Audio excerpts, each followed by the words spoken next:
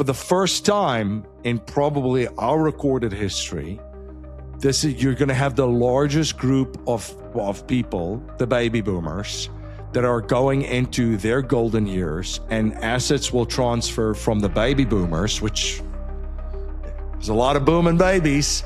76 million? I lost count just in the United States, but globally, we're looking at, 124 trillion is the estimates of assets that's going to transfer. Markets shift, business cycles, tax laws change, yet some families continue to grow wealth quietly across generations. This conversation explores the principles behind engineering wealth structures that endure long after the paycheck stops. Welcome to Streams to Impact, brought to you by Steve Tucker Capital. I'm your host, Dr. Allen. There comes a moment in the life of every high-achieving professional when success quietly shifts. What once felt like freedom begins to feel fragile. Income is strong, the career is solid, yet the system you are playing in demands more of your time, more of your energy, and more of your capital than it gives back. Many discover that the paycheck, no matter how large, was never designed to create lasting freedom. It was designed to keep money moving, and most often away from you.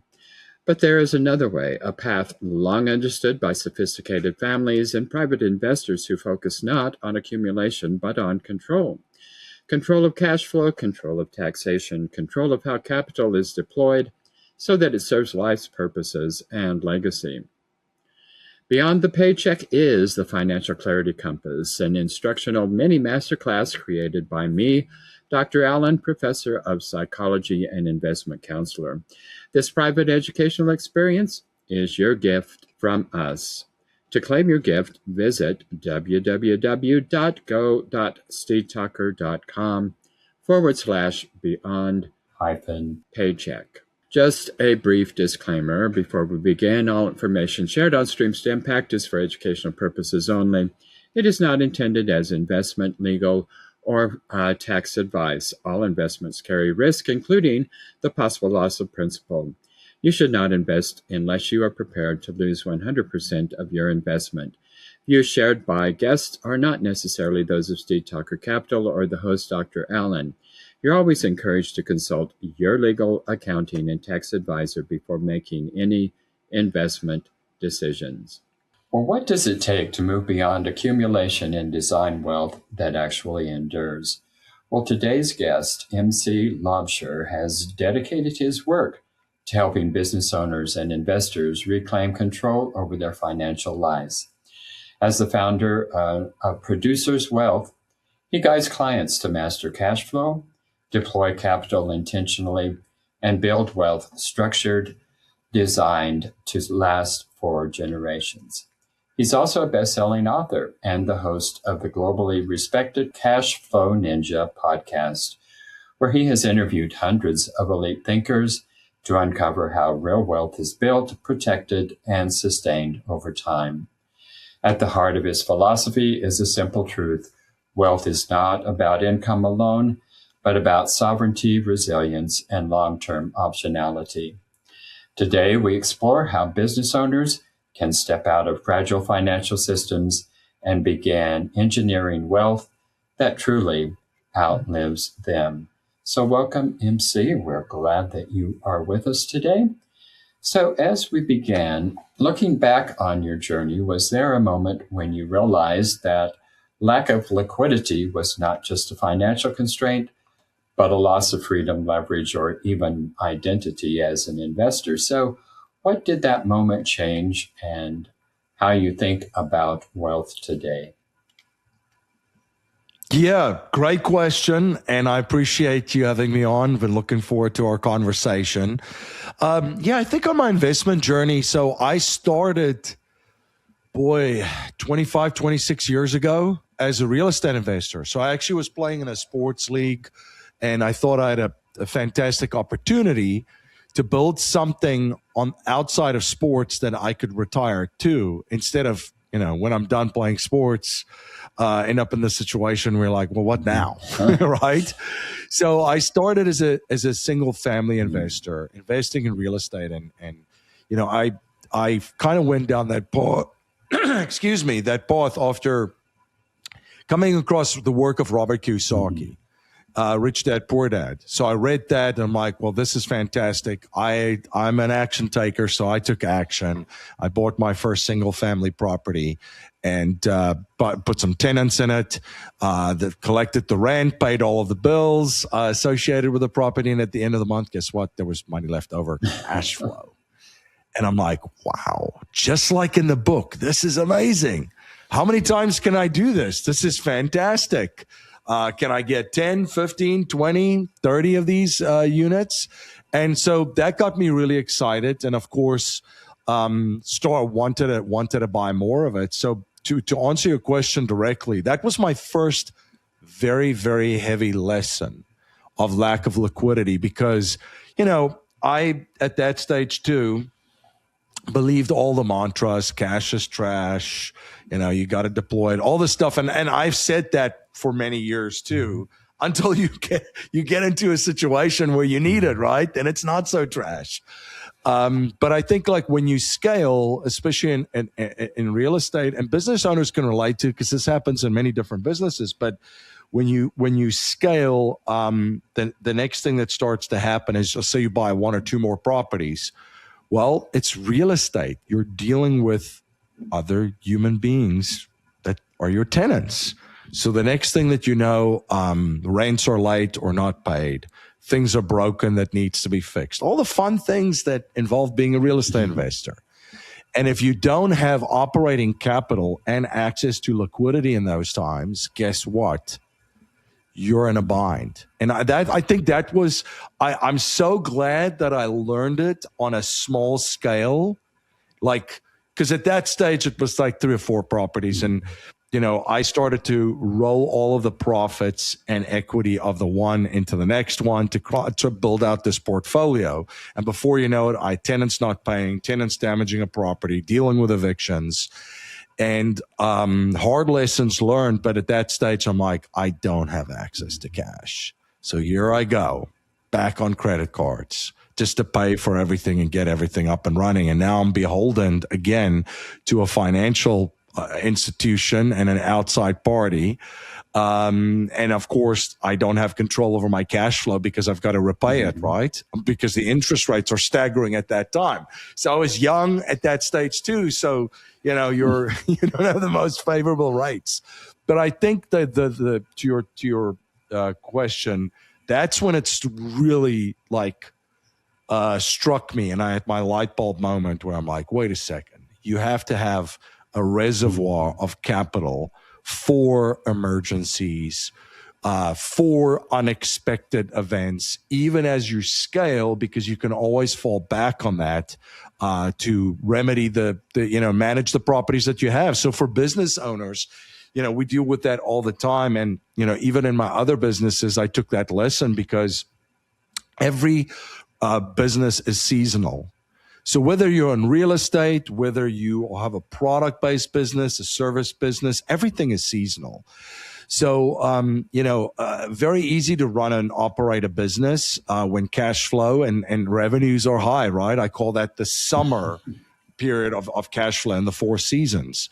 The complete opposite of that is the winter. So a little bit more challenging, right? Fixed overheads, rent, payroll, other expenses. So usually in that cash flow season of the 4 seasons, you have your highest revenue month, which is your summer. Then it starts to slow down into the fall, which then hits into the winter.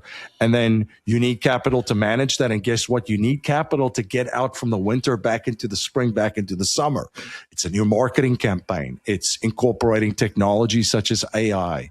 It's hiring employees and so forth. So, I'm glad I learned it at a young age, those lessons, because the challenge becomes bigger and the numbers become bigger. And I think every single business owner out there can relate to that, whether it's physical products, ordering products, selling products. There's a delay in getting payments for the products that you're selling versus paying your supplier. You always need some liquidity. It's kind of the glue of all of this, whether it's real estate or whether it's business. Absolutely, and I can certainly relate to that, and the lesson that I had to learn as well. Everything was great and fine and wonderful until 2008, and suddenly it wasn't any longer. And yes, that lack of liquidity was the death of me at that point in time. Well, MC, when investors hear the word liquidity, what do you believe they most commonly misunderstand, and why does that misunderstanding quietly put them at risk? Most investors, when they hear liquidity or cash, they think, oh, well, I'm not investing or doing something with the money. That's the immediate assumption. And you know what's interesting? If you look at, Warren Buffett, he had a saying, doing nothing is also doing something. So I think sometimes because we have, we human beings, we're strange things. We have these things going on in our heads and these emotions, and we have anxiety of, when we're sitting on a large amount of capital saying, well, I could earn this, or maybe I should invest in this, or maybe I should place it there. And the one step even worse is when we have FOMO. When we're having a conversation with a friend or another investor that's telling you, well, you know what? I really stocked up on silver over the past couple of years, and now all of a sudden you've got anxiety, your FOMO that just like 3x was it in basically 6 months. So you feel like you have to do something. Well, that's the very, very common. You're human. If this is you listening to this, because we've all been there, we actually have to retrain ourselves and rewire ourselves. So I turned that FOMO into JOMO, the joy of missing out. So I don't need to be on every ride. I don't need to participate in every upswing of every market. I stay in my lane. I stay in assets and in strategies which is aligned with my strengths, and the rest, I have JOMO. I have joy of missing out. But back to your point on liquidity too. So very misunderstood, because when you go to cash and you have liquidity, there are ways to warehouse it where you still get a very nice, predictable, but lower return on it. That is essentially savings, because you don't take any risk on it. I think we've also kind of in our world of marketing change the definitions of things. So savings is when you put your money into something with not a massive return, but you protect the principal. That's literally your primary objective. Where investing is, you're always at risk to lose some or all of it. So when liquidity, you put it into savings, and eventually you warehouse it there until the correct opportunities present itself, where you have much more control. You can manage risk. You have more control over the outcome. So it's not a bad thing at all.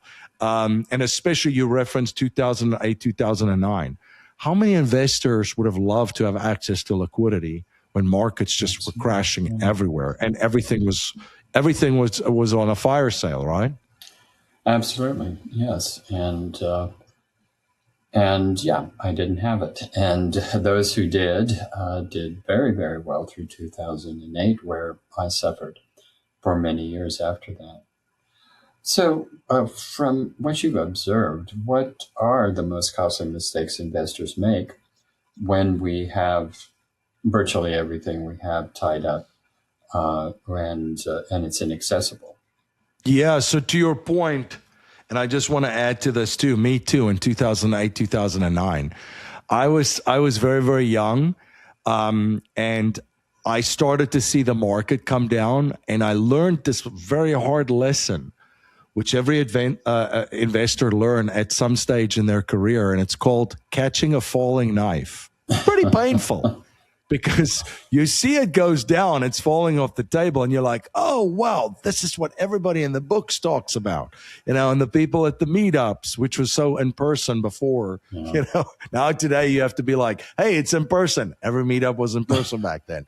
But anyway, I caught a falling knife, very, very painful. So, which leads into the other lesson too, of when people say, man, things are so bad, it can't get any worse. And I draw on my experience from my younger days and say, no. Oh no, things can get much worse. They always can. There's all there's always another level of worse. Trust me, because I went into the market when it was down 30-40%. I'm like, things can't get any worse. Like, this is the bottom. Oh no, it can, and it will. And it's the drop below that is it's even more violent than the first leg down. So, but anyway, what mistakes do people make? They get into a situation too where they're forced to sell. When you have illiquid, and this is actually the most painful situation to be in as an investor, because even if you're still in the money, you're still, like, you bought an asset and it like this said 100,000, it went to 1 million, it goes down to 500,000, and you're still up 400,000. But you don't have any money. You have to actually sell off some assets to get liquidity. The painful experience there is, number one, you're selling off a great asset that has served you well. And then number two, the more painful asset is, well, you've now invited someone else into your living room. And that is Uncle Sam, that's going to sit down and say, well, there's still some profit there, my friend. So guess what? You've triggered a taxable event too. So even selling things that you don't want to sell, you now have to pay some taxes on that too. So I think that, another play to look at, and this is very, very important from building out a strategy, is how do you position assets where you can actually set up lines of credit against it for liquidity. So this means you don't have to sell off assets, have taxable events in the event that you need liquidity. So most people are familiar with real estate, with a home equity line of credit, cash out refi. Most people are familiar, with some financial. If you have a financial advisor that slightly knows what he's doing, they probably have a line of credit secured by some stocks, asset-based lending. That's what Elon Musk loves to do, and that's how he leverages his Tesla shares to buy other businesses such as X and so forth for the down payments. You've probably heard of CDs that could be used as collateral for lending from banks, maybe gold, silver, art.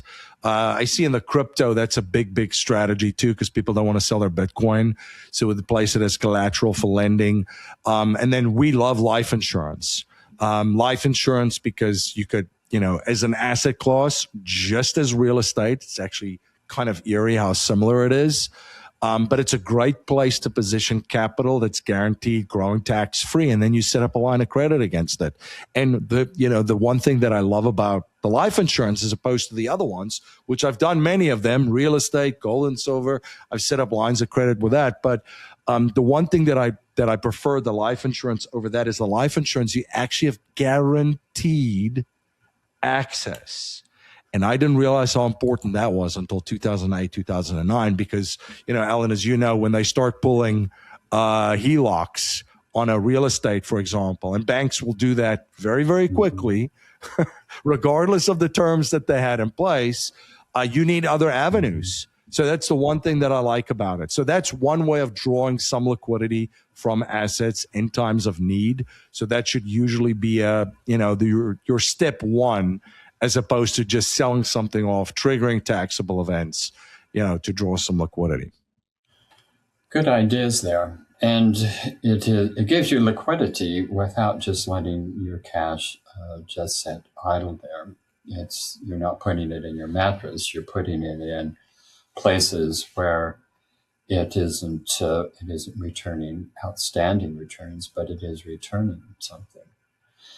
But when you strip away return strategies and structures, what role do you believe liquidity plays in preserving dignity, choice, and stewardship across generations? Yeah, that's a great question. When you're looking at a multi-generational wealth strategy, And this is the stuff that I'm very passionate to talk about. And this has been the world that I've been operating in for the past 2 to 3 years. I've been studying family offices religiously.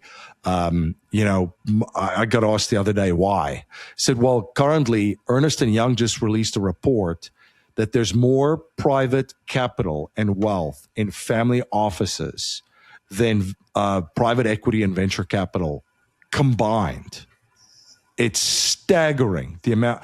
And if you think about where we are at right now, for the first time in probably our recorded history, you're going to have the largest group of people, the baby boomers, that are going into their golden years, and assets will transfer from the baby boomers, which there's a lot of booming babies.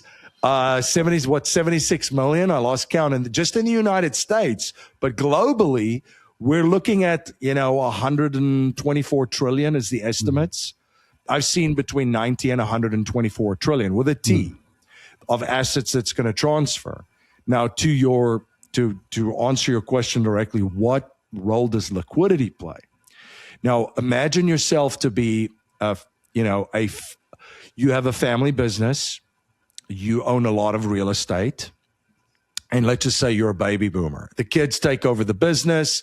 There's real estate. If something happens to you and pass away, there's going to be a massive need for liquidity at that stage.